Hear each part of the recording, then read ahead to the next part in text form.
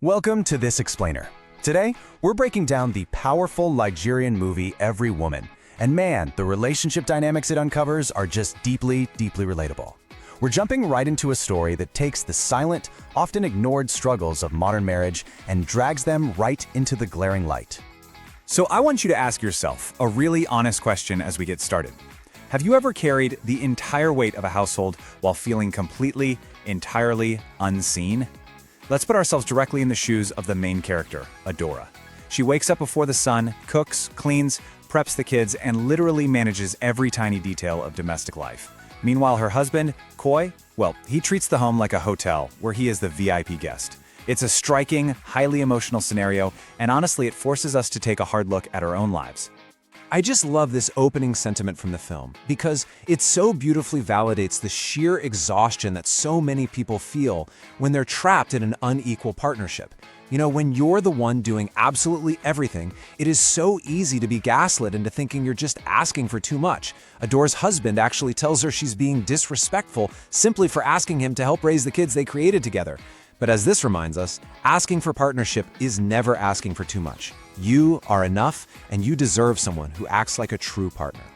Which brings us right to our first major theme, the invisible heavy burden. The dramatic contrast here is just staggering. You have a wife running herself straight into the ground and a husband acting like a demanding tourist. Picture this. It's the morning rush. Adora is scrambling to get the kids ready for school, making sure they eat, frantically searching for specific hair clips, and reviewing their homework. And what is Koi doing? Complaining that his tea isn't the exact perfect temperature. Later on, while she is literally in the bathroom throwing up from pregnancy sickness, he is yelling at her to renew his expired television subscription so he can watch a soccer match. No, seriously, it's mind-blowing. What we're seeing with Koi is a textbook, classic example of weaponized incompetence. The guy claims he can't renew his own TV subscription. He even says he doesn't know where the spare light bulbs are, which forces Adora to balance on a chair to change it herself. It's this manipulative tactic where someone acts helpless to avoid responsibility, leaving the capable partner with absolutely no choice but to take over just to keep the house running. Adora's friend drops this incredibly chilling line in the movie. Even firewood has a limit before it breaks. It's such a perfect metaphor. She points out that Koi is essentially a walking red flag, just sitting on top of Adora and using her capability as a free pass to do nothing. Think about it. No matter how strong a piece of wood is, if you just keep piling weight on it, eventually it's gonna snap. And Adora is dangerously close to snapping. And that takes us straight into the next chapter, a desperate breaking point. The whole narrative shifts dramatically when Adora gets pregnant with her third child and faces a terrifying medical reality. Her husband's neglect isn't just, annoying anymore. It is quite literally pushing her toward a physical breakdown. During her last pregnancy, she ended up in the ICU for 3 days. Now her blood pressure is skyrocketing, and the doctor makes it crystal clear. This high-risk situation isn't some biological failing. The primary risk factor is environmental. It's chronic stress. Her lifestyle of doing everything alone is pushing her body way past its absolute limits. This is where the story gets really heavy. Koi's own mother died at just 54 years old from heart complications caused by household stress. Koi idolizes his mother's quote-unquote strength, bragging about how she managed everything without ever complaining or asking his dad for help. But Adora's friend wisely points out that his mother's grave is a warning, not a legacy to aspire to. If Adora keeps going down this path, she won't be a hero. She'll just be gone. You see, Adora isn't just doing the physical chores. She carries the entire mental load of the family, an invisible, massive burden that Koi completely ignores. She remembers every single school assignment, the doctor appointments, the kids' shoe sizes, the medication dosages. Koi thinks household work is just cooking and vacuuming. He completely misses the constant, unyielding mental gymnastics it takes to keep a family functioning safely. It is utterly exhausting. So choosing survival, Adora goes on strike. She packs a bag, tells Koi she isn't leaving her marriage, but she is leaving the load. She heads to her sister's house and basically says, "If you think my job is so easy, you do it for a few days." She refuses to sacrifice her life just to maintain his comfort. She just stops managing his participation and walks out the door to finally breathe. Which brings us to my absolute favorite part. Reality hits the husband. We instantly see his arrogance just completely shatter. Without Adora, the household collapses in a matter of hours. The kids go to school late, wearing mismatched socks and the wrong uniforms. He tries to cook and serves this disastrous, totally inedible meal. He can't even turn on the house generator without causing a panic. That illusion he had that domestic life just runs on autopilot? Yeah, it's completely destroyed the second he's the one forced to pilot the ship.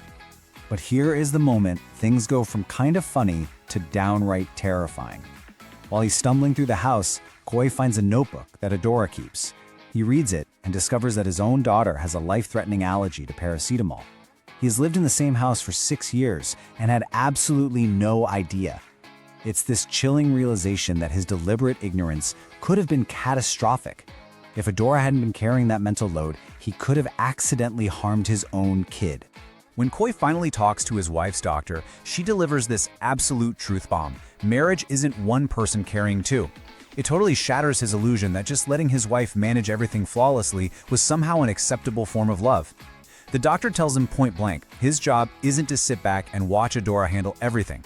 His job is to make sure she doesn't have to do it all alone in the first place. And that sets up our next section perfectly, the high cost of strength. Adora totally rejects this toxic glorification of female martyrdom. So often, society praises women for how much burden they can carry without breaking. At Koi's mother's funeral, everyone was praising her for being so selfless and strong. But Adora realizes that praise means absolutely nothing if you're in a coffin. She demands the right to actually live, to be a breathing human being with limits, rather than just surviving for the sake of everyone else. But the ultimate catalyst for Koi's transformation actually comes from his dad. His father confesses that his own selfishness killed his wife. He admits he acted like a landlord living with a tenant, treating his wife's love like some heavy piece of furniture she just had to lug around. He warns Koi that silent breaking is incredibly dangerous, and men who refuse to help their wives are destined to end up as lonely widowers. It is a devastating, hard-hitting truth that finally breaks through Koi's ego. So, let's look at the lessons in true partnership. You see, Kasi doesn't just offer some empty apology, he completely changes his behavior. Because apologies without changed behavior, that's just manipulation. He actually takes a 2-week paternity leave from work. He sits down and enthusiastically helps his daughter study the water cycle for her environmental studies test. He starts cooking. He actively looks for ways to ease the physical and mental load without needing to be asked. He finally stops being a guest and starts being a real partner. So what should we take away from all this? The profound lessons from this movie remind us that you cannot sacrifice your own well-being to sustain someone else's comfort. You have to set firm boundaries. You must demand equal participation from the people sharing your life. And crucially, refuse to manage your partner. You're a spouse, right? Not a supervisor handing out a daily chore list. You have to prioritize your physical and mental health way above the need to appear perfectly capable all the time. The ultimate message of the film boils down to this. Choosing yourself is often the absolute best thing you can do for your family.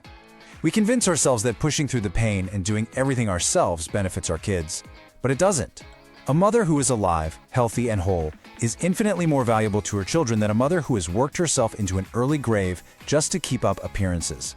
As we wrap up this explainer, I really want you to ask yourself where you might need to stop being overly strong so you can simply start being alive. What invisible burdens are you carrying right now that you just need to put down?